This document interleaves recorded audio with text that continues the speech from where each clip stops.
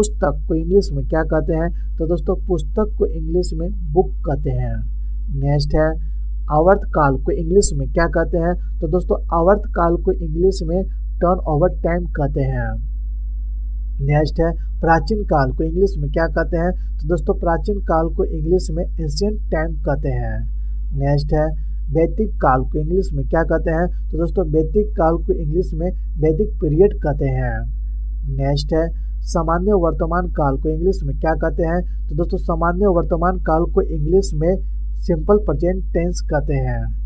Next है आदि काल को इंग्लिश में क्या कहते हैं? तो दोस्तों आदि काल को इंग्लिश में एंशिएंट टाइम्स कहते हैं। नेक्स्ट है ऐतिहासिक काल को इंग्लिश में क्या कहते हैं? तो दोस्तों ऐतिहासिक काल को इंग्लिश में हिस्टोरिकल पीरियड कहते हैं।